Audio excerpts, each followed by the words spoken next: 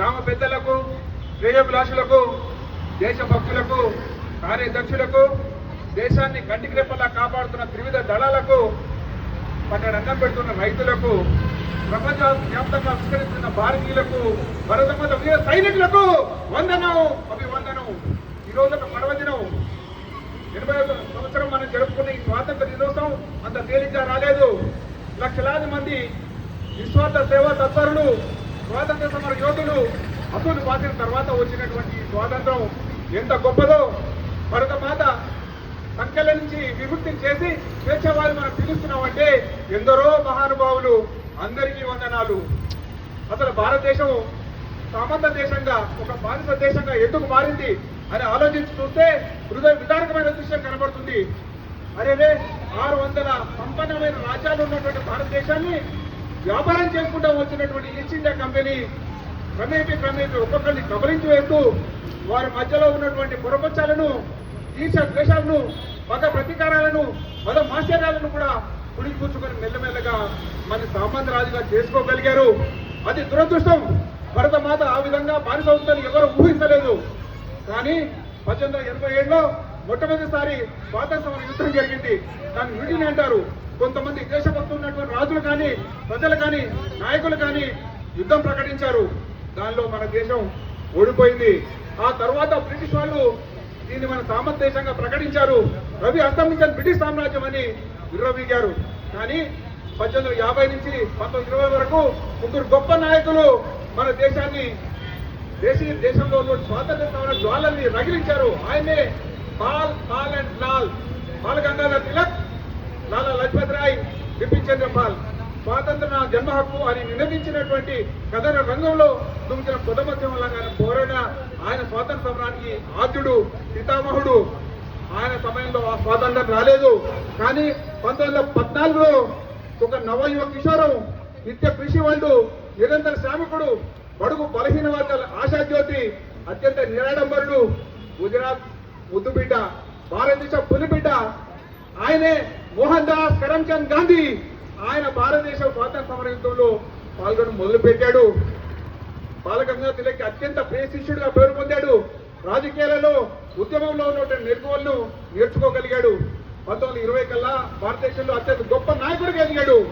ఆయన చేసిన ఉద్యమాల్లో చంపారణ ఉద్యమం, క్రీడా ఉద్యమం, అంటే రైతులు వారికి నచ్చిన పంట కాకుండా నీలి మందులు, మత్తు మందులు బ్రిటిష్ వారు మాత్రమే ఇవ్వాలి, దాని మీద కూడా కప్పం కట్టాలి, ఇదెక్కడ న్యాయం అని చెప్పి నిరోధించి వారి యొక్క చట్టాలని వ్యతిరేకించి చివరికి రైతులకు ఆ స్వాతంత్రం ఇచ్చాడు.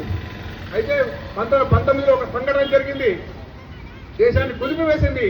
అదే జలియన్ వాలా బాగ్. పంజాబ్ లో ఉన్నటువంటి ఒక చిన్న సైజు పార్క్ అది. ఇద్దరు మనుషులు కాలినడకన మాత్రమే పోగలరు. ఎత్తైన ప్రాకారాలు. వారు శాంతియుతంగా నిరసన తెలియజేస్తున్నారు. దేనికి అంటే రౌలట్ చట్టానికి. రౌలట్ చట్టం అంటే ఏంటి అంటే ప్రభుత్వానికి వ్యతిరేకంగా ఏ చిన్న సమ్మె చేసినా సరే అది అత్యంత క్రిమినల్ చర్యగా వారికి 15 సంవత్సరాలు శిక్ష పడేది. అదేంటండి, ఒక్కసారి మేము ధర్నా చేసుకునే హక్కు లేదా అని వారు తెలియజేస్తున్న ఆ నిరసనని ఒక 3000 మంది జలియన్ వాలాబాగ్ లోపలికి నడుచుకుంటూ వెళ్ళారు. ఎటువంటి ఎక్కడ లేకుండా, ఎటువంటి వారికి ఇవ్వాల్సినటువంటి వాదికి ఇవ్వకుండా డైరెక్ట్ గా జనరల్ డయ్యర్ అనే అత్యంత కిరాతకుడు లోపలికి వందలాది మందుగుళ్ళు చొప్పించి అక్కడ అందరినీ గాయపరిచాడు. 1200 మంది చనిపోయారు, 2000 మంది గాయపడ్డారు. తప్పించుకునే మార్గం లేదు. ఎత్తైన ప్రాకారాలు చూద్దామంటే ఒకటే ఒక దారి. అది చూసిన తర్వాత మహాత్మా గాంధీ చెప్పాడు, ఇది సంపూర్ణ స్వరాజ్యం కావాల్సిందే, ఇంత కిరాతకమైనటువంటి బ్రిటిష్ ప్రభుత్వం అంతం కావాల్సిందే, మా భారతదేశాన్ని రోజే పోవాల్సిందే అని చెప్పి ఆయన చేసినటువంటి ఆ ప్రయత్నం నెమ్మదిగా ఫలిస్తూ వచ్చింది. ఈ క్రమంలో ఆయన కులం మంచితనం, ఆయన మతం జనహితం, ఆయన తత్వం మానవత్వం.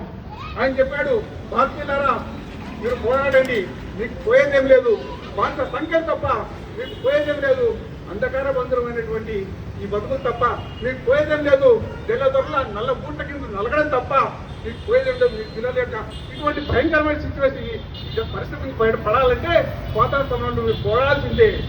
1930లో మనందరికీ చేసిన ఉప్పు సత్యాగ్రహం జరిగింది. ఆయన 400 కిలోమీటర్లు 16 రోజులు నడిచి ఈ గాలి మాది, ఈ నేల మాది, ఈ మట్టి మాది, ఈ నీరు మాది, ఈ నీటిలో ఉప్పు కప్పందుకు కట్టాలయ్యా, ఇది కూడా మిమ్మల్ని అడగడానికి అన్నాడు. లక్షలాది మంది ఆయన వెంట వచ్చారు. ఆ ఉప్పు సత్యాగ్రహం ఒక విజయవంతమైంది. తెల్లవాడి గుండెల్లో రైలు పరిగెత్తినాయి. అమ్మో, ఈ దేశాన్ని ఇంకా మనం నియంత్రించలేము, స్వాతంత్రం ఇవ్వాల్సిన అవసరం వచ్చినట్టుగా కనపడుతుంది అనుకున్న సందర్భంలో రెండవ ప్రపంచ యుద్ధం వచ్చింది. 1939 నుంచి 45 వరకు ఆ రెండవ ప్రపంచ యుద్ధంలో వారితో పాటు పాల్గొనమని మన భారతీయులు కూడా అడిగారు. కానీ మహాత్మా గాంధీ దాన్ని నిరాకరించాడు. మొదటి ప్రపంచ యుద్ధంలో మీకు సహాయం చేశాం, మీరు ఇస్తాం నమ్మబలికి మాకు మొండి చేసి చూపించారు, మేము ఎట్టి పనులు పాల్గొనమని చెప్పారు. యుద్ధం జరుగుతుండగానే 1942లో క్విట్ ఇండియా ఉద్యమం, భారతదేశం వదిలి పారిపోతల దొరలారా అని ఇచ్చిన హెచ్చరిక మొత్తం దావానాలలాగా దేశం అంతా పాకిపోయింది. ప్రతి ఒక్కరు కూడా ఎప్పుడు తరుము కొడతామని చెప్పి ఎదురు చూసే పరిస్థితి వచ్చింది. 1945లో బ్రిటిష్ వారు రెండవ ప్రపంచ యుద్ధం ఓడిపోయారు. ఆ తర్వాత వారి ఆర్థిక పరిస్థితి సన్నగిలింది. అక్కడ జరిగిన ఎలక్షన్లో అప్పటి వరకు రిపబ్లికన్ పార్టీ ఓడిపోయి డెమోక్రటిక్ పార్టీ గెలిచింది. అట్లీ అనే ప్రధాని ఇటువంటి ఆక్రమణలకు వ్యతిరేకం కాబట్టి భారతదేశ స్వాతంత్రం ఇద్దామని వారు నిశ్చయించుకున్నారు. తప్పని పరిస్థితులు ఇచ్చారు, మనల్ని అసలు బాధించలేక ఇచ్చారు. అయినప్పటికీ పోతూ పోతూ మరింత కుయుక్తులు పాటించారు. అదేంటంటే ఇంత సువిశాలమైన దేశం, ఇంత సంపన్నమైన దేశం ఇది కలిసి ఉంటే భవిష్యత్తు ఎప్పుడైనా సరే మనకు పోటీగా వస్తుంది, సూపర్ పవర్గా ఎదిగే అవకాశం ఉంది. కాబట్టి వారికి పక్కల బలంలాగా రెండుగా విభజిద్దాం.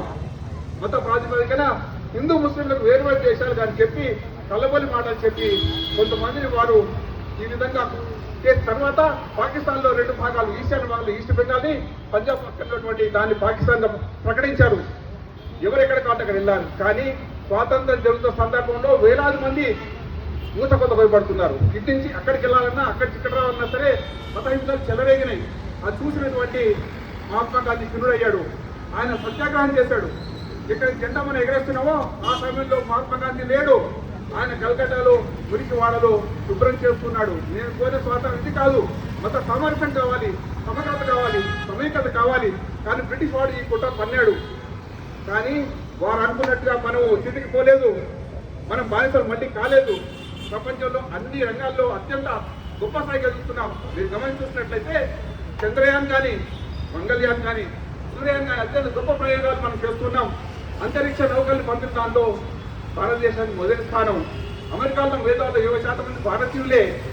ఏ దేశం ఎక్కినా, ఎందుకు కాలినా, ఏ పీఠం ఎక్కినా, ఎవరేమన్నా ఒకరు రాని ఇద్దరి గురు భారతిని నిలుపరాని జాతి నిండు గౌరవాన్ని అన్న సందంగా మన వాళ్ళు ఎక్కడన్నా డాక్టర్లైనా, ఇంజనీర్లైనా, సాఫ్ట్వేర్ ఎక్కడైనా సరే భారతీయుడు అంటే కష్టపడి పనిచేస్తాడు, అత్యంత మేధా సంపన్నుడు. ఈ సులభమైన మనసుంటే దేశం ఏదైతే బాగుపడున్నాయి. తిండి కలిగితే కట్ట కలిగిన వాడే మనిషి. అంటే భారతదేశంలో ఆరోగ్యంగా, సంతోషంగా, సాంస్కృతికంగా, రాజకీయంగా, సామాజిక పరంగా అన్ని రకాలుగా బాగుంటేనే దేశం బాగుంటుంది. ఎంతో మంది త్యాగం వల్ల ఈ స్వాతంత్రాన్ని మనం పరీక్షించుకుంటూనే ఉన్నత స్థాయి నుంచి మరింత ఉన్నత స్థాయికి ఎగవాకాలని, ప్రపంచ దేశాల్లో భారతదేశం అగ్రగామి కావాలని, అందుకు మన యొక్క ఈ ప్రయత్నాల్ని ఫలించాలని ఇంటింతై ఒడ్డుడింతై జనసాంద్రమై ప్రపంచమై తెలుగు తుఫానుగా మారి శ్రీకార సునామీ మహాత్మా గాంధీ యొక్క కళలు ఫలించాలని అందుకు మన వంతు కృషి చేయాలని తెలియజేసుకుంటూ భారత్ మాతాకి జై హింద్.